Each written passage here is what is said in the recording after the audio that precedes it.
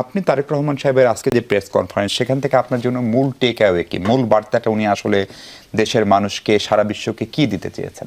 না, আপনি যদি এক কথায় বলেন যে রাজনীতির গুণগত পরিবর্তন এবং রাষ্ট্র ব্যবস্থাপনায় যে গুণগত পরিবর্তনের কথা বলা হচ্ছে, সেটি তিনি সম্পূর্ণভাবে ধারণ করে কথা বলেছেন। যেহেতু আমরা বিজয়ী হয়েছি, অথবা আমাদের দায়ও বেশি, সেই জন্য দেখবেন যে আগামীকাল কিন্তু আমিরে জামাতের বাসায় যাওয়া বা নাহিদ ইসলামের এনসিপির প্রধানের বাসায় যাওয়া, এবং আমরা মনে করছি যে বৃহত্তর জাতীয় স্বার্থে আমরা কাজ করব। সৌহার্দ্যতাপূর্ণ একটা সম্পর্ক থাকবে, কার্যকর বিরোধী দল থাকবে, কার্যকর সরকার থাকবে। এবার মনে রাখতে হবে, শুধু সরকারের দায় বিরোধী দলের উপর জবাব থাকবে না, সরকারকে নিজেকেও আইনসভার উপর দায় থাকতে হবে। কারণ সরকারি দলেরও অনেকেরও কথা বলার সুযোগ থাকছে, এবং সেও সরকারের কাছে জানতে চাইবে, নিজ দলের সরকারের কাছে।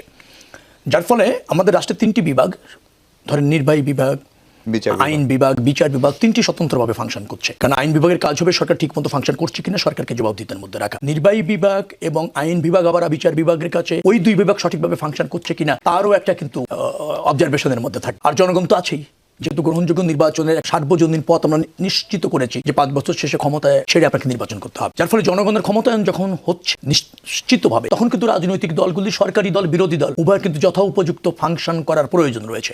বিরোধী দল মানে শুধু বিরোধিতা করলেই হবে না, বিরোধী দলেরও দায়িত্ব রয়েছে। এবং কিভাবে আপনি বিরোধিতা করছেন, আপনার বিরোধিতা কি শুধুমাত্র রাজনৈতিক স্বার্থে নাকি বৃহত্তর জনগণের সাথে, রাষ্ট্রের স্বার্থে, সেটাও কিন্তু এখানে বিবেচনার বিষয় থাকবে। অর্থাৎ বিরোধী দলকেও কিন্তু সফল হতে হবে বিরোধী দল হিসেবে, সরকারকে তো সফল হতেই হবে। তো আমরা চাইবো যেটা, যে একটা কার্যকর পার্লামেন্ট, গণতন্ত্র, স্বাধীনতা, সার্বভৌমত্ব, জনগণের বৃহত্তর স্বার্থ, সে ব্যাপারে রাজনৈতিক দলগুলি কনসার্ন থাকবে, এবং সেটা উত্তর সমৃদ্ধ করবার জন্য দেশ এবং জনগণকে যার যার অবস্থান থেকে একটা জোরালো ভূমিকা থাকবে, দায়িত্বশীল ভূমিকা থাকবে। সেই বার্তাটা তিনি দিতে সক্ষম হয়েছেন। জনাব আলম, উনি সম্ভবত সবচেয়ে বেশি জোর দিয়েছেন শান্তি শৃঙ্খলা বজায় রাখার উপর, আইনের শাসন ফেরানোর উপর, সুশাসনের কথা বলেছেন। উনি স্পষ্ট করে বলেছেন যে দুর্বলের উপর আক্রমণ করা যাবে না। আমাদের এখানে এবার ভোটের দিন সেই অর্থে সহিংসতা হয়নি বললেই চলে, এমনকি ভোটের ফলাফলের রাতেও এরকম সহিংসতা দেখেন, কিন্তু পরে বেশ কিছু সহিংসতার কথা ব্যারিস্টার নজিব একটু আগে বলছিলেন। জামাত বলছে যে অন্তত 4 জন নিহত হয়েছেন।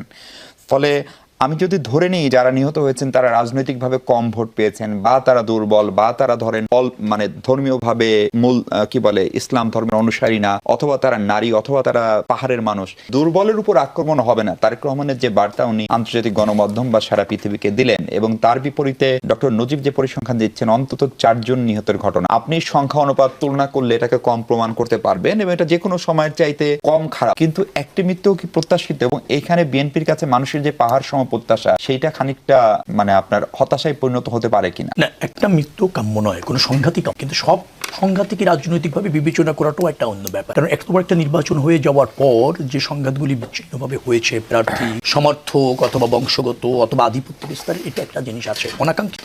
ডেফিনেটলি যারা করেছে তাদের বিচারের আওতায় আনতে হবে। বিএনপি এখনো সরকার গঠন করেনি, ডেফিনেটলি এই সরকারেরও দায়িত্ব রয়েছে সেটা তদন্ত করে এখনই ব্যবস্থা নেওয়ার, এবং তার প্রতি আমাদের পূর্ণ সমর্থন রয়েছে। নিশ্চয়ই বিএনপি সরকার গঠন করলে এটার উপযুক্ত তদন্ত করবে। এবং আরেকটা কথা বলা, নিহত অনাকাঙ্ক্ষিত কোনোভাবেই, কিন্তু নিহত হলেই কিন্তু দায় আরেকজনের হয়ে, অনেক সময় আত্মরক্ষার থেকে তো নিহত। কারণ আমি আক্রান্ত শিকার হয়েছি, আক্রমণের জন্য দায় ধরেন আপনারই ছিল, কিন্তু আপনি আক্রমণ করার পর হয়তো পাল্টা আক্রমণ আপনি নিহত হয়ে, এরকম কিন্তু হয়। সেই জায়গাগুলি মানে রাজনৈতিকভাবে না দেখে ঘটনার সত্যতা যাচাই করে তদন্ত সাপেক্ষে আইনের আওতায় আনা দরকার আছে। এত বড় দেশ, এত রাজনৈতিক উত্তেজনা, তার মধ্যে একটা নির্বাচন শেষ হয়েছে, কোনো জায়গায় কিছু ঘটনা ঘটেছে এরকম, কিন্তু যেভাবে বর্ণনা করা হচ্ছে জামাত ইসলামের পক্ষ থেকে, আমি যতটুকু জানি সেভাবে ঠিক না। আমাদের আরেকটা জিনিস করতে হবে, সেটা হচ্ছে যে ঘটনার বস্তুনিষ্ঠতা যাচাই করেই ব্যবস্থা নেওয়ার ব্যাপারে যদি আমরা সব দল মনোযোগী হই, তাহলে এই সংঘাত কিন্তু কমবে।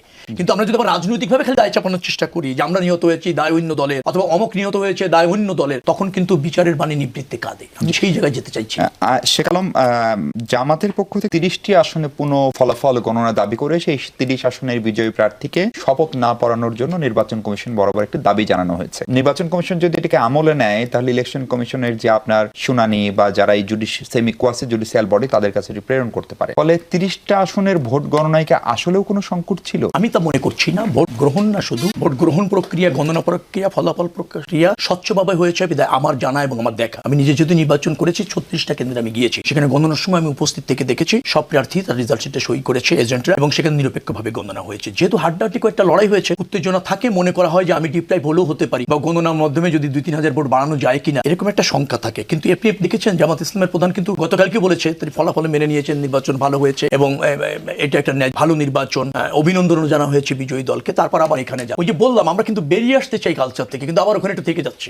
মানে ক্ষমতার অংশ হওয়া বা নিজের আধিপত্য বা নিজের পরাজয়টাকে অন্য কোনো এক্সকিউজ দিয়ে বিতর্কিত করা যায় কিনা, অথবা দলের অন্যদেরকে মেসেজ দেওয়া যায় কিনা চাঙাটার জন্য, অথবা দলের সাথে থাকার জন্য ব্যর্থতার দায় নিতে না চাওয়া